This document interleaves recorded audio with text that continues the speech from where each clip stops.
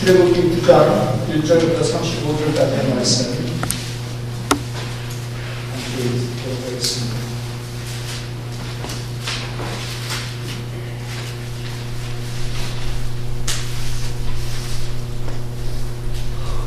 제가 먼저 한 절 읽습니다.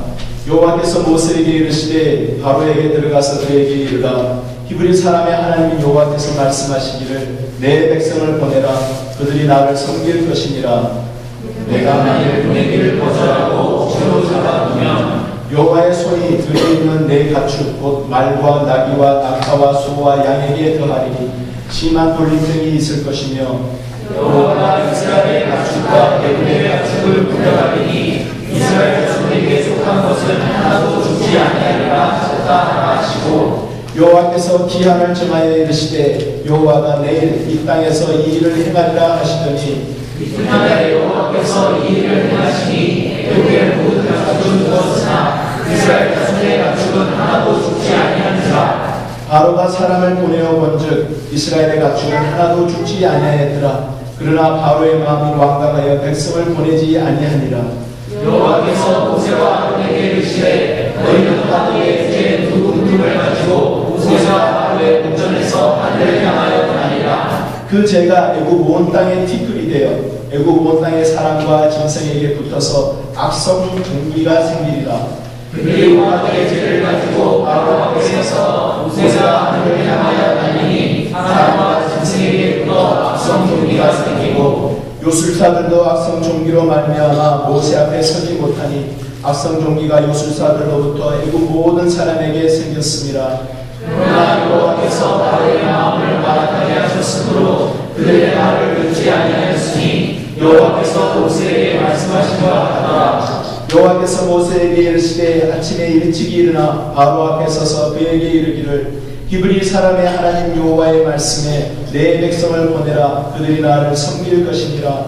내가 이번에는 모든 재앙을 너와 내 신하와 내 백성에게 내려 온 천하에 나와 같은 자가 없음을 내가 알게 하리라. 내가 손을 펴서 돌림병으로 너와 내 백성을 쳤더라면 내가 세상에서 떨어졌을 것이나 내가 너를 세웠으면 나의 능력을 내게 보이고 내 이름이 온 천하에 전파되게 하려 하였음이니라. 내가 여전히 내 백성 앞에 교만하여 그들을 보내지 아니하느냐.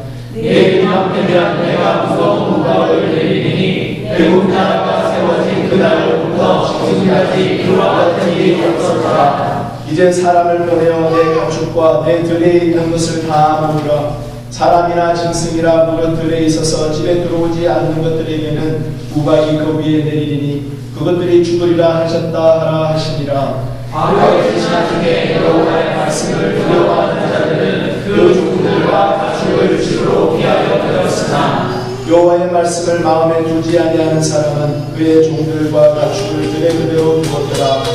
여호와께서 모세에게 이르시되 너는 하늘을 향하여 손을 들어 애굽 전국의 우박이 애굽 땅의 사람과 짐승과 앞에 모든 채소에게 얘기하라. 모세가 하늘을 향하여 지팡이를 들되 여호와께서 우레소리와 우박을 보내시고 불을 내려 땅에 달리게 하시니라. 여호와께서 우박을 애굽 땅에 내리시매 우박이 내림과 물더미가 우박에 섞여 내리니 심히 일어나니 나라가 생긴 그때로부터 애굽 온 땅에는 그와 같은 일이 없었더라. 우박이 애굽 온 땅에서 사람과 짐승을 막론하고 밭에 있는 모든 것을 쳤으며 우박이 또 밭의 모든 채소를 치고 들의 모든 나무를 꺾었을 때 이스라엘 자손들이 있는 그곳 고센 땅에는 우박이 없었더라. 바로가 사람을 보내어 모세와 아론을 불러 그들에게 이르되 이번은 내가 범죄하였노라. 여호와는 의로우시고 나와 나의 백성은 악하도다. 여호와께 구하여 이들의 소리와 우박을 그만 그치게 하라. 내가 너희를 보내리니 너희가 다시는 머물지 아니하리라. 모세가 그에게 이르되 내가 성에서 나가서 곧 내 손을 여호와를 향하여 펴리니 그리하면 물의 소리가 그치고 우박이 다시 있지 아니할지라. 세상이 여호와께 속한 줄을 왕이 알리이다. 그러나 왕과 왕의 신하들이 여호와 하나님을 아직도 두려워하지 아니할 줄을 내가 아노라. 그때에 보리는 이삭이 나왔고 삼은 꽃이 피었으므로 삼과 보리가 상하였으나 그러나 밀과 보리는 자라지 아니하고 상하지 아니하였더라. 모세가 바로를 떠나 성에서 나가 여호와를 향하여 손을 펴매 우레 소리와 우박이 그치고 비가 땅에 내리지 아니하니라. 바로가 비와 우박과 우레 소리가 그친 것을 보고 다시 멈추하여 마음을 망각하게 하니 그와 그의 신하가 똑같다가 함께 읽습니다. 바로의 마음이 망각하여 이스라엘 자손을 내보내지 아니하였으니 여호와께서 모세에게 말씀하시와 같더라. 아멘. 기도하겠습니다. 은혜 하나님, 하나님 오늘도 살아계시고 우리를 향해서 얼굴을 올리시고 우리를 바라보고 계시는 줄 믿습니다. 하나님, 이 시간 주님께서 친히 오셔서 하나님의 말씀을 하나님이 직접 우리에게 선포하여 주시옵소서. 우리의 마음에 새기게 하시고 우리의 삶에 그대로 성화되어져 나가는 역사가 있게 하여 주시옵소서. 이 모든 말씀 예수님의 이름으로 기도했습니다. 아멘. 1951년 그때 6.25가 계속되고 있던 중이었죠. 1951년에 어느 미군 막사 앞에 한 어린 소년이 쭈그리고 앉아서 여리 서명을 바라보면서 쓸쓸하게 하모니카를 불고 있는 장면이 우리 미국의 군인 칼 파워스 그 상사의 눈에 들어왔습니다. 그 군인이 그 어린 소년을 데리고 미국으로 와서 미국에서 공부를 시켰어요. 키웠습니다. 그래서 그 한국 어린 소년은 자라서 한국으로 다시 돌아가는데 목사가 되어서 한국으로 돌아가서 지금 사역을 합니다. 그분이 김장한 목사입니다. 그 칼 파워스 상사라는 사람이 그런 고백을 했어요. 1957년에 한 잡지에서 그가 글을 기고를 했는데 거기에서 그런 이야기를 합니다. 내가 어떻게 이 한 외국 소년, 한국 소년, 그 소년을 알게 되고 또 후원을 했는지 이해할 수 없었습니다. 사람은 우리가 이해할 수 없을 때 우연이다, 우연의 일치다 라고 생각하는 경우들이 참 많이 있습니다. 우리가 인생을 살다 보면 그런 경험들 많이 하게 되죠. 그런데 그 동일한 그 파워스 상사가 하는 이야기가 이제는 그 이유를 알겠습니다. 하나님께서는 나를 통하여 그에게 새로운 말씀을 주시기 원하셨답니다. 하나님께서는 그를 통해서 새로운 말씀이 하늘처럼 높은 데까지 닿게 하시고 또 한국처럼 절망적인 낮은 곳에도 그 말씀이 닿기를 원하셨던 것입니다. 그가 결국 이것이 하나님이 인도하셨구나, 하나님의 계획하셨었구나 라는 것을 깨닫고 고백한 것을 그의 시대에 있다고 합니다. 우연이 아닙니다. 우리는 세상 살면서 우연이라는 것은 우리 삶에서는 없습니다. 다 하나님의 큰 계획 가운데 그 계획에 맞게 우리가 살아가고 있습니다. 그러기에 우리의 삶에서 가장 행복한 삶은 하나님의 뜻을 깨닫고 하나님의 계획에 합한 삶을 살아갈 때 우리에게 가장 행복과 만족과 하나님의 신령한 복이 찾아오실 줄 믿습니다. 오늘 출애굽기 우리 계속해서 묵상해 나가고 있습니다. 오늘 말씀에 보더라도 재앙이 또 세 가지의 재앙이 우리 출애굽기 9장에 소개되고 있죠. 하나님께서 재앙을 통해서도 여러 가지 많은 의미들을 보여주고 계시는데 애굽 사람들이 좁고 애굽 사람들이 섬기는 그들이 뭔가를 바라보고 찾으려고 했던 세상적인 그런 만족과 행복, 그것을 세상적인 그런 풍요로움에 생각하다 보니까 미물인 그런 벌레들, 이나 팔이나 개구리나 이런 것들을 섬기는 어리석은 그런 애굽 사람들을 보면서 하나님께서 그 애굽의 신들을 심판하실 뿐만 아니라 하나님께서 10가지의 재앙을 허락해 주시면서 그들을 심판하는 것에서 그치지 않고 하나님이 어떠한 분이신지를 드러내 보여주고 계신 것을 우리가 계속 묵상하고 있습니다. 오늘 이 세 가지 재앙이 소개되고 있는 출애굽기 9장을 통하여서 또 하나님은 또 어떠한 분이신가를 우리에게 말씀해 주시는가. 우리의 삶을 통해서 하나님은 계획하고 그 계획한 하나님의 선하신 뜻을 이루고 계시는 하나님인 것을 잘 보여주고 있습니다. 여러분, 어떤 사람은 계획을 세울 때 사실 우리는 삶을 통해서 중요한 순간순간마다 계획을 세워요. 그렇지 않습니까? 1년을 시작하는 그 중요한 시기에 우리는 한 해를 계획을 합니다. 우리가 결혼을 하면서 한 가정을 꾸밀 때 중요한 그 순간에 우리는 가정의 계획을 세우지 않습니다. 우리가 새로운 직장을 시작하면서 우리는 또한 재정에 대한 계획도 세웁니다. 네, 하나님은 우리를 향하여서 창세전에 세상을 창조하시면서 창세전에 우리를 향하신 계획을 세우셨다. 에베소서 1장 4절 5절에서 말씀합니다. 창세전에 그리스도 안에서 우리를 택하사 우리로 사랑 안에서 그의 앞에 거룩하고 흠이 없게 하시고 그 기쁘신 뜻대로 우리를 예정하사 예수 그리스도로 말미암아 자기의 아들들이 되게 하셨습니다. 우리가 이 시간 이 자리에 앉아 있음 또한 하나님의 계획 가운데 있음을 우리가 인정하고 고백하게 됩니다. 성도 여러분, 하나님은 우리를 향하여서 창세전에 계획하신 그 계획을 지금도 이루어 나가고 있습니다. 사람들은 계획한 것의 의미를 찾고 이루는 것을 딴 눈으로 여기는 사람들도 있어요. 여러분, 2014년을 시작하면서 우리가 세웠던 계획 잘 진행되어져 가고 있습니다. 사람은 실수할 수 있을지 모르나, 사람은 세운 계획에 대해서 차후가 있을 수 있을지 모르나, 하나님은 실수가 없습니다. 하나님은 어김없이 정확하게 그 계획을, 선하신 계획을 하루하루 우리의 삶을 통해서 이루어 나가고 계십니다. 하나님은 어떻게 그 계획을 이루어 나가고 있을까요? 여기에 오늘 보면 하나님께서 우리 5번째 재앙이 전염병을 가축들에게 임하는 그 전염병을 하나님께서 주시면서 다른 재앙에서 찾아볼 수 없는 특이한 면을 한 명 보여주십니다. 바로 9장 5절의 말씀입니다. 여호와께서 기한을 정하여 이르시되 여호와가 내일 이 땅에서 이 일을 행하리라. 하나님이 기한을 정해주신다고 말씀하고 있습니다. 맞습니다. 하나님은 일을 이루실 때 기한을 정해놓고 이루십니다. 막연한 것이 아니고 끝이 없는 것이 아니고 하나님은 하나님의 그 선하신 계획을 이루실 때 기한을 두고 계십니다.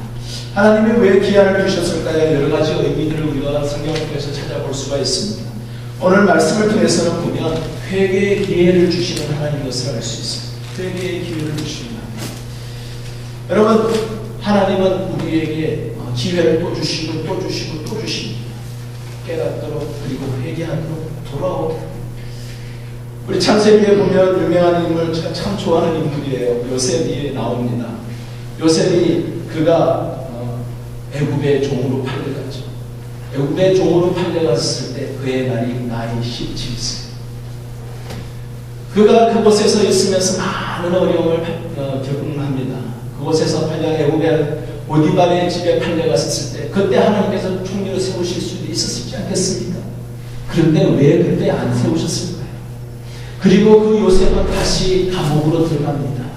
감옥에서도 술가는 떡하는을 만나서 그들의 꿈을 해석해 주면서 해석해 준 즉시로 그들이 나왔었을 때 그 중에서 그 술가는이 나왔었을 때 그 바로에게 이야기해서 그가 총리가 될 수 있는 기회가 있지 않았었을까요? 그런데 술가는이 잊어버려요. 요셉에 대해서. 그러면서 결국은 요셉이 애굽의 총리가 되었을 때 그의 나이 30세. 13년의 시간을 하나님께서 왜 정해놓으셨을까요? 하나님께서 회개를 기대하셨습니다. 누구의 회개요? 요셉이 변하기를 바라셨을까요? 그것도 있으셨겠지만 성경을 통해서 우리가 명확하게 알 수 있는 것은 바로 그의 형들의 변화입니다. 그의 형들의 변하는 모습, 특별히 창세기에서 유다의 변화된 모습을 잘 보여주고 있습니다. 가뭄이 났습니다. 이제는 그 아버지 야곱도 요셉이 다 죽은 줄로 알고 있었을 때 그때 그 지역에 큰 가뭄이 생겼죠. 그래서 애굽에 양식이 있다는 사실을 알고서 그 양식을 구하러 왔었을 때 요셉이 자기의 형들을 보고서 자기가 요셉인 것을 숨기고 결국은 아버지가 평안하시냐, 누구가 딴 식구들이 있냐 자세히 묻습니다. 그러고 난 다음에 그에게 동생이 있다는 사실을 알고서 동생이 오기 위해서 모든 것을 묻고 질문하면서 이끌어냅니다. 그러면서 동생이 왔었을 때 동생을 잡아두고자 했었을 때 그때 유다가 고백한 내용 창세기 37장에 나옵니다. 유다가 자기 형제에게 이르되 창세기 44장에 나옵니다. 이제 주의 종으로 그 아이를 대신하여서 머물러 있어 내 주의 종이 되게 하소서. 유다의 고백이에요. 요셉이 자기 동생 베냐민을 잡아두려고 했었을 때 유다가 자기가 당신 종이 되겠습니다 하고 이야기합니다. 유다는 원래 어떤 사람이었는데요? 창세기 37장에 보면 유다가 자기 형제들에게 이르되 우리가 우리 동생 즉 요셉을 죽이고 그의 피를 덮어둔들 무엇이 유익하겠느냐. 그를 이스마엘 사람들에게 팔고 그에게 우리 손을 대지 말자. 요셉을 종으로 팔아버리자고 그랬던 유다가 이제는 자기 생각이 아니라 자기 유익을 위해서는 동생을 팔아버리는 것에 대해서도 서슴지 않았던 유다가 그의 삶이 변해서 이제는 내가 종이 되겠습니다. 내 동생을 데려가는 것이 아니라 내가 종이 되겠습니다 라고 유다가 고백하는 모습을 보면서 그 유다의 모습에서 얼마나 큰 변화가 있었는지를 말해주고 있습니다. 이것은 그 13년의 시간 동안 하나님께서 그 요셉의 형들을 통하여서 마음에 역사하시고 그들을 회개케 하시고 움직여 주신 것을 우리에게 보여주고 있습니다. 우리의 삶에 있어서 하나님께서 우리에게 기한을 주시는데 혹시라도 우리가 회개할 부분이 있을 때 회개하지 않은 부분이 있다면 우리가 하나님 앞에 모든 것을 내어놓고 회개하며 나아갈 수 있기를 바랍니다.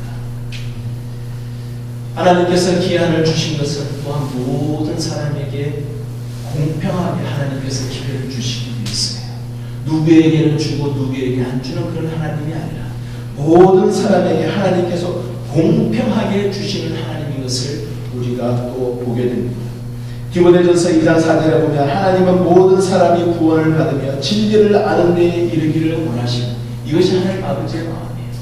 하나님께서는 세상에 있는 모든 사람들을 하나님께서 창세전에 우리를 위해서 계획하셨을 때 그 계획을 가졌었을 때 그 하나님은 우리 한 사람 한 사람을 위한 계획뿐만 아니라 온 인류를 위한 모든 사람들을 위한 계획을 하나님이 가지고 계셨던 것을 우리가 알 수 있습니다. 하나님의 마음은 모든 사람들이 하나님을 믿고 구원을 받으며 진리를 아는 데 이르기를 원하시는 것이 하나님 아버지의 마음이에요. 그랬는데 지금은 어떻습니까? 마태복음 24장에 나옵니다. 이 천국 복음이 모든 민족에게 증언되기 위하여 온 세상에 전파되니 그제야 끝이 오리라. 하나님이 정해놓은 그 시간, 하나님이 정해놓은 그 시기, 그 때가 아직 이르지 않았기 때문에 하나님께서는 또한 기다리고 또 기다립니다. 그런데 우리는 어떻습니까? 우리는 우리 세상 생각 속에 그런 생각이 있어요.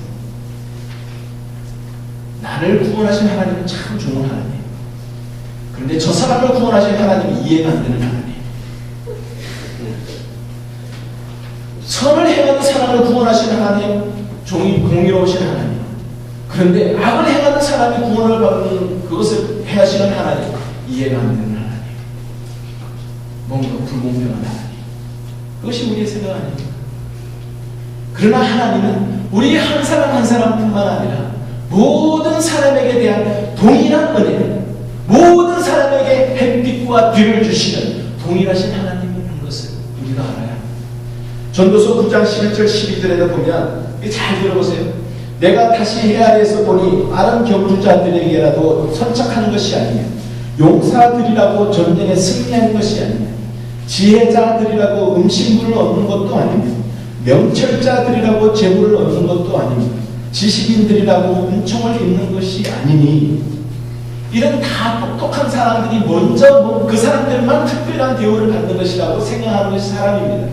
그러나 그것이 아니니 이는 시기와 기회는 그들 모두에게 임함이니라. 하나님의 공평한 은혜를 이야기하고 있습니다. 분명히 사람은 자기의 시기도 알지 못하나니 물고기들이 재난의 그물에 걸리고 새들이 올무에 걸림같이 인생들도 재앙의 날이 그들에게 호련히 임하며 거기에 걸리느니라. 그들 모두에게 임한다고 하나님이 말씀하고 있어요. 똑똑한 사람들만 그들에게만 임하는 것이 아니라 지혜로운 사람들에게만, 그리고 재물이 있는 사람들에게만, 선한 척 보이는 사람들에게만, 교회 신앙생활을 한다고 오랫동안 교회 다니는 사람들에게만 그런 만이 아니라는 것을 말씀하고 있습니다. 하나님은 그들 모두에게 임하게 하신다는 것을 말씀하고 있습니다. 모든 사람들에게 공평하게 골고루 하나님이 기회를 주기를 원하십니다. 그 일에 우리를 쓰기를 원하세요. 하나님. 저라는 사람이 없이 어찌 들으세요? 하나님이 직접 신비적이고 초자연 방법으로 사람들에게 직접 나타나서 전문 가운데서도 말씀하실 수 있는 하나님이시지만 그러나 먼저 우리를 통하여서 구원하셔서 우리로 하여금 세상에 나와서 아직 듣지 못한 사람들에게 나가서 전하라고 우리에게 책임을 맡겨주셨어요. 우리로 하여금 하나님과 화목하게 해주셨어요. 이제는 세상과 하나님을 화목하게 하는 책임을 우리에게 주셨다고 고린도후서 정확하게 이야기하고 있습니다. 하나님은 그때를 기다리고 하나님의 그 카이로스, 하나님이 약속하신 그때를 기다리고 있는 것을 우리가 알아야 하겠습니다. 하나님이 귀한을 주님으로 오신 것은 또한 우리로 하여금 그때를 깨닫게 하기 위해서 하나님의 때와 우리의 때가 일치하면 좋겠는데 어쩔 때는 대부분의 때가 일치하지 않을 때가 너무 많은 거예요. 우리가 그렇게 하는 건 참 저는 위로를 받습니다. 왜요? 예수님의 제자들도 그런 가능성을 보니까요. 예수님과 가깝게 3년 동안 동고동락했던 그 제자들도 보니까 별 수 없더라고요. 그러고 보니까 저도 위로를 받아요. 요한복음 7장 6절 8절에 보면 예수님께서 주위에 있는 사람들에게 예루살렘으로 올라가는 것을 사람들이 예수님에게 막 권하는 장면이 나옵니다. 그래서 예수님을 향해서 뭐라고 이야기했는지 아세요? 예수님, 이렇게 큰 일들을 행할 때 우리가 이렇게 숨어서 시골에서만 할 것이 아니라 수도인 예루살렘에 올라갑시다. 이제 초막절입니다. 이스라엘 많은 남자들이 다 올라오는 의무적으로 지켜야 하는 명절이 얼마나 많이 올라오겠습니까? 예루살렘 가서 한번 발휘해 보세요 라고 하는 그 말에 예수님께서 뭐라고 하십니까? 내 때는 아직 이르지 아니하였거니와 너희 때는 늘 준비되어 있느니라. 세상이 너희를 미워하지 아니하니 나를 미워하나니 이런 내가 세상의 일들을 악하다고 증언합니다. 너희는 명절에 올라가라. 내 때가 아직 차지 못하였으니 나는 이 명절에 아직 올라가지 아니하니라. 예수님께서 여기서 분명하게 때에 대한 얘기를 합니다. 하나님의 때와 사람의 때가 다를 수 있는 것을 이야기를 하고 있습니다.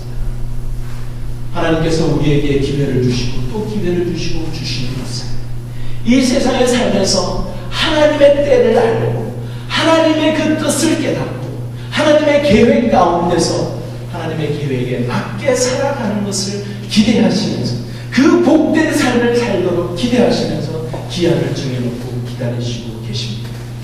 하나님은 막연하게 있는 것이 아니라 정해놓은 기한이 있습니다. 그 때를 우리가 깨닫고 그 하나님이 역사하시고 이루시는 것을 목격하는 저와 여러분이 되시길 주님의 이름으로 축원합니다. 여섯 번째 재앙이 일어납니다. 여섯 번째 재앙에 보면 모세가 그 죄를 가지고 두 흙을 가지고 공중에 던집니다.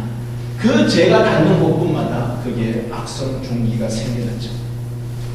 그 악성 종기가 생겨나는데 그 악성 종기가 모든 사람에게 임한데 이번에는 다른 재앙에서는 나타나지 않는 요술사들에게 임했다는 사실을 이야기를 하고 있습니다.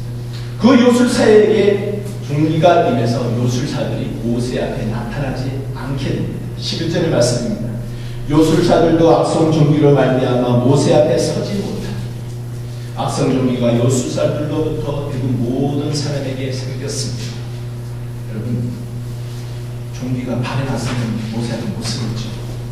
그러나 이 발에 생긴 것이 아니에요. 여기에서 왜 종기가 악성 종기로 인하여서 이 요술사들이 모세 앞에 서지 못했을까?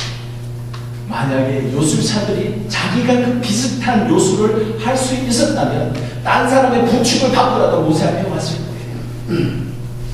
보기 흉했을가 아니에요. 보기 흉하면 그것을 덮고라도 가면을 쓰고라도 모세 앞에 나타났을 거예요. 왜냐하면 자기가 요술을 할 수 있다는 자신감이 있습니다. 여기서 중요한 것은 자기가 아무것도 할 수 없다는 무능함을 인정해 보여주고 있는 명백한 사실을 우리가 볼 수 있어야 합니다. 요술사들에게도 임하고 주위에 있는 모든 사람들에게, 이스라엘 애국 모든 사람들에게 생긴 것을 우리가 알고 있습니다. 하나님이 하시는 것은 모든 사람들에게 공평하게 하시면서 모든 사람들의 이해의 한도가 다 다른데 그 이해의 한도가 다른 그 사람들에게 공평하게 다 이해할 수 있는 방법으로 하나님이 역사하시고 이루십니다. 그렇잖아요. 똑똑한 사람들만 이해하는 방법으로 하나님이 역사하시고 하나님의 계획을 이루신다면 얼마나 불공평하겠습니까? 하나님이 이루시는 방법은 그렇지 않습니다. 모든 사람들이 이해할 수 있어서 자기가 불평할 수 없고 핑계댈 수 없는 방법으로 하나님께서 이루십니다. 예수님께서 다시 이 세상에 오시는 죄인 때도 마찬가지입니다. 예수님이 재림하시는 그때에는 어떻게 된다고 말씀하십니까? 동에서 서까지 번개가 번쩍이다. 모든 사람들이 볼 수 있도록 예수님께서 오신다라고 얘기해요. 나는 몰랐어요 라고 핑계대지 못하도록 하나님께서 모든 사람들이 알 수 있도록, 모든 사람들이 깨달을 수 있도록, 모든 사람들이 볼 수 있도록, 그리고 영적인 눈만 뜨인 사람만 보는 것이 아니라 육의 눈을 가진 모든 사람이 볼 수 있도록 하나님께서 역사하신다고 이야기 말씀하고 있습니다. 여러분, 우리가 하나님의 뜻과 하나님의 계획을 이해하지 못합니다. 하나님께서 안 보여주셔서 그럴 거예요. 하나님이 꼭꼭 순여라고 너희들한테는 안 보여준 거야 라고 하시기 때문에 우리는 못 보는 것입니다.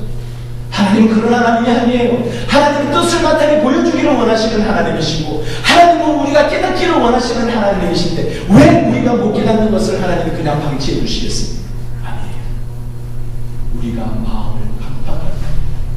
세상에 있는 재물에 눈을 돌리기 때문에, 세상에 있는 것으로 마음이 가득 차 있기 때문에 우리는 하나님이 하시고 보여주시는 것을 깨닫지도 못하고 보지도 못해요. 예수님이 누룩을 조심하라 그랬는데 제자들은 떡이 없구나 어떡하지? 사람이 눈에 보이는 그 떡덩어리 그것만 가지고 예수님을 평가하는 제자들의 모습. 그랬을 때 예수님 뭐라고 그래요? 너네들이 보지 못했냐? 너네들이 그걸 못 봤니? 떡 다섯 덩어리 물고기 두 마리를 어떻게 했니? 먹어서 몇 명이나 먹었니? 몇 강줄이가 남았니? 7덩어리는 어떻게 했니? 계속해서 예수님께서 말씀해 주시면서 깨우쳐 주시는, 너네들 보지 않았니? 왜 멍뚱하게 생각하니? 모든 사람들이 육안으로 보면서 깨닫지 못하는 것은 하나님이 보여주시지 않으셨으나 아니라 우리가 보지 않으려고 작정하기 때문에 마음이 정결한다는 하나님을 볼 것이고, 우리가 마음의 회개가 필요한데 회개하지 않는 하나님을 보지 못하고 하나님을 깨닫지 못하고 하나님의 뜻을 보지 못하는 우리인 것을 안다면 우리가 하나님을 불평할 것이 아니라 내 자신을 살펴보아야 될 줄 믿습니다. 하나님은 모든 사람에게 보여주세요. 핑계치 못하게. 하나님께서 모든 사람들에게 공평하게 임하십니다. 사람들은요, 그 공평하다는 것에 대해서 참 불만을 가진 사람들이 많아요. 왜냐하면 사람들의 생각 속에 인과응보라는 생각이 많이 들었어요. 결과가 사람이 잘못하는 원신징악이라고 그러죠. 선을 행한 사람은 잘해줘야 된다. 악을 행한 사람은 버려야 되는 것이 올바른 기준이라고 생각해요. 하나님의 기준은 그것이 아니에요. 사람의 기준에서 우리가 보면서 하나님의 공평을 우리가 판단을 해요. 하나님의 공평하시다는 것을 우리가 판단합니다. 이 말이 되는 이야기예요. 피조물은 우리가 하나님이 공평하지 않습니다 말할 자격이 있어요? 없어요. 우리의 생각으로서는 하나님이 어떠한 분이신지를 판단할 수 있는 자격이 없습니다. 우리는 그걸 알아야 돼요. 그러면서 하나님이 공평하시다, 안 공평하시다고 이야기할 수가 없습니다. 만약에 하나님이 공평하시다면 우리는 이 자리에 있을 수가 없어요. 하나님 만약에 공평하시다면 우리는 지옥에 떨어질 수밖에 없어요. 하나님이 공평하시다면 우리는 하나님의 은혜 가운데 나올 수가 없어요.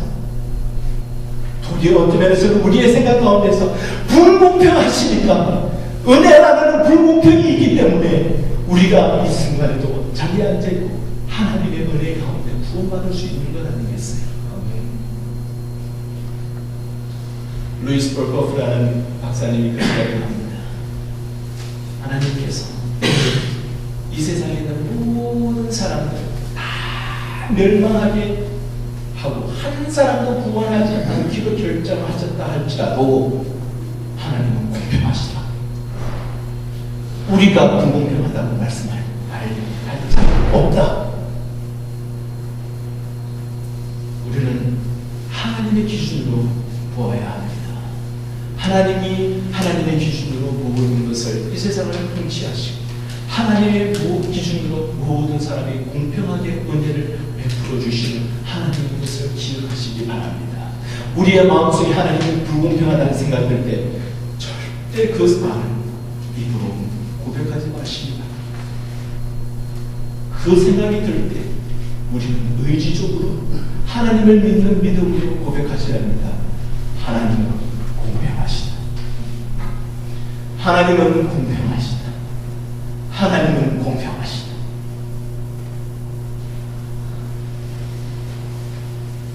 애굽에서 하나님께서 재앙을 내리시면서 그 재앙의 정도를 점점 달리하고 계십니다. 세상에 일어나고 있는 많은 상황들을 보면 주위에 일어나고 있는 모든 상황들, 사건들을 우리가 보면서 잘 종합하면서 그 변화들을 잘 이해해야 합니다. 하나님께서 재앙을 주실 때 재앙이 나일강을 통해서 임했어요. 땅에 가축들에게 점점 변하고 있는 것이 보입니까? 나일강에서 땅에서 가축에서 모든 애굽 사람들에게, 그 중에서도 하나님의 말씀에 순종하는 사람들, 바깥에 우박을 내릴 때도 거기에서도 듣는 사람들, 듣지 않는 사람들은 또 재앙을 내렸죠. 점점 변하고 결국은 바로에게까지, 요술사들에게 바로에게까지 그 표정이 변하고 있는 사실을 우리가 목도하고 그리고 민감하게 우리가 보아야 합니다. 그 정도도 다릅니다. 점점점 멀리에서 다가오는 그 정도가 강해져 가고 있는 것을 우리가 목격하고 놓치지 말아야 합니다. 하나님은 우리가 볼 수 있도록 다 펼쳐서 보여주고 계세요. 종합해 보면 그 정도가 변하고 있어요. 그렇다면 우리가 하나님이 우리를 위해서 역사하고 계신 것을 깨달아야 되지 않겠습니까? 말세의 지말이 되면 보여지는 많은 표징을 하나님께서 말씀을 통해서 이야기하고 있어요. 사랑이요, 미워하고 경건의 모양은 털털하게 멋있게 보이지만 경건의 능력을 부인하고 하나님을 따르는 척하게 보이기는 하지만 마음에서는 하나님은 미워하고, 그 말세에 일어나고 있는 많은 표징들이 점점 일어나고 있잖아요. 많은 재해가 일어나고 지진이 일어나고 여러 가지 많은 상황들이 일어나는 것을 말씀을 벌써 보여주고 계십니다. 이마에 임문을 받는 사람에 대한 재앙도 보여주고 계십니다. 우리가 깨닫고 하나님 앞에 더욱더 간절히 나아가 하나님을 더욱더 의지하고 그런 하나님을 찬양하는 일상이 될 수 있기를 간절히 하나님은 하나님의 뜻을 이룰 때에 항상 목적을 가지고 계세요. 우연히 일어나는 것이 아니고 항상 하나님의 목적을 가지고 계십니다. 하나님의 목적은 언제나 선합니다. 여러분, 하나님에 대해서 우리가 조금이라도 의심이 생깁니다. 하나님의 선하심을 반드시 기억하시기 바랍니다. 시편 145편은 8절에서 10절까지 이런 말씀을 합니다. 여호와는 은혜로우시며 긍휼이 많으시며 노하기를 더디하시며 인자하심이 크시도다. 여호와께서는 모든 것을 선대하시며 그 지으신 모든 것에 긍휼을 베푸시는도다. 여호와여, 주께서 지으신 모든 것들에 주께 감사하며 주의 성도들이 주를 송축하리라. 하나님은 은혜로우시며 하나님은 긍휼이 많으시며 노하기를 더디하시며 인자하심이 크신 하나님, 그 선하신 하나님을 향해서 우리는 뭐를 해야 돼요? 송축하리라. 송축하리라. 하나님을 찬양하고 또 찬양하고 하나님을 경배하는 그 일에는 우리가 열심을 다하시는 여러분 되시길 주님의 이름으로 축원합니다. 여러분, 예배에 우리가 목숨 걸어도 돼요. 예배하러 나올 때 시간 지켜 나와도 돼요. 괜찮아요. 예배 시간에 하나님 앞에 나와서 기도하면서 우리의 마음을 순결하고 깨끗하게 먼저 준비하고 예배 드려도 돼요. 하나님이 그걸 또 기뻐하세요. 우리의 일주일의 삶을 통해서 하나님의 말씀을 읽기로 결단하고 읽어도 돼요. 말씀을 대로 살아보고 하나님의 축복을 주시는지 안 주시는지 하나님을 시험해봐도 돼요. 결단하고 순종하고 실천할 때 그 가운데서 하나님께서 선하신 하나님께서 그리고 선하신 앞에 붙는 단어가 하나 있어요. 뭔지 아세요? 언제나.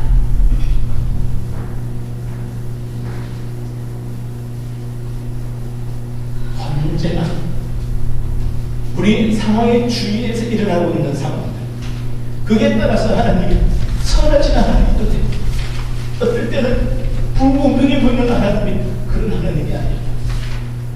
상황에 상관없이 언제나 선하신 하나님을 인정하며 고백하며 예비하며 찬양하며 송축하는 저희와 여러분이 되시기를 주님의 이름으로 간절히 축원합니다. 하나님이 항상 공평하신 하나님의 그 계획, 그 목적 여러분 잊지 마시기 바랍니다. 그런데 어떨 때는 하나님의 목적이 이해가 안 될 때가 있어요. 내 머리로 이해가 안 될 때가 많아요. 왜? Why me? 여러분 그러니 하나님 앞에 질문해 보셨어요? Why me? 그런데 Why me라고 이야기하는 사람이 미만 있는 게 아니더라고요. 모든 사람들이 다 Why me 그러는 것 같아요. 여러분, Why me라는 책을 쓴 사람이 있습니다. 김충근 박사님.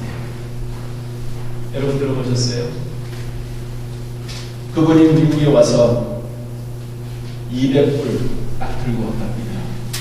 그리고 가방 3개 그걸 들고서 미국 와서 척같이 공부를 하고 동양인 최초로 미국 정치학 박사를 받았습니다. 그가 108대 1의 경쟁률을 물리치고 LA의 페퍼다인 대학교의 교수가 됩니다. 거기다가 2,000여 명이 되는 교수 가운데 최우수 교수상을 받습니다. 마지막 총장 후보 2사람까지 올라가는 사람이 됐습니다. 그것도 교포 2세가 아니라 1세가. 참 대단한 일이죠.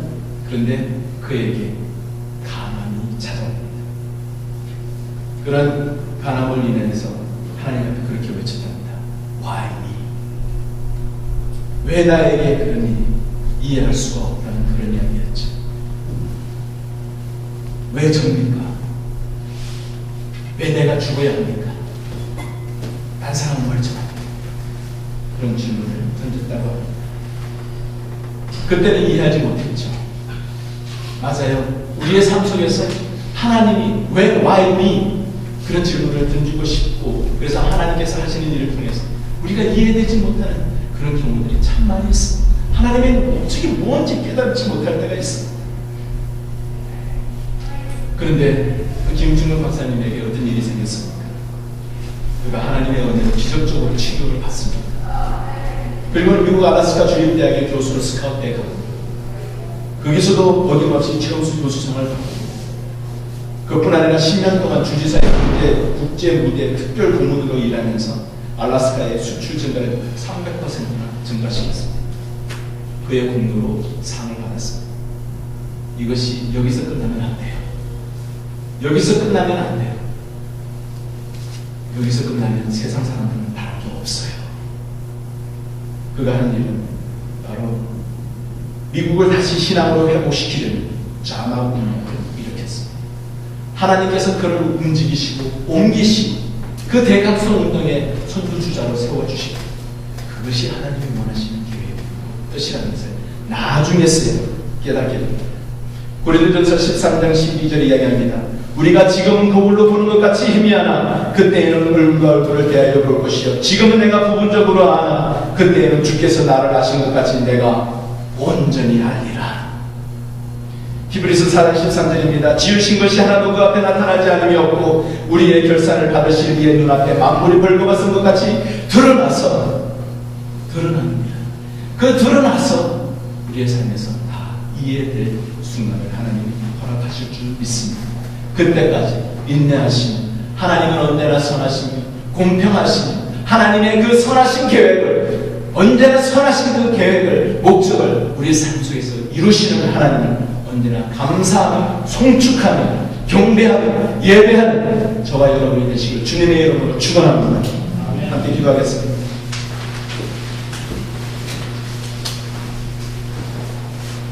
이 시간 함께 기도하겠습니다. 하나님이 우리를 향하신 선한 계획을 가지고 계시고 그 선한 계획을 오늘도 이루고 계시는 하나님인 줄 믿습니다. 고백하기를 우리의 삶을 통해서 우리가 혹여나 하나님을 원망했던 점, 하나님을 불평했던 점 다 회개하면서 하나님께서 우리를 사용하시고 우리를 온전하게 하셔서 또 주님의 선하신 목적을 이루시도록 우리의 삶을 내어드리겠습니다. 결단하며 기도했으면 좋겠습니다. 함께 기도하겠습니다.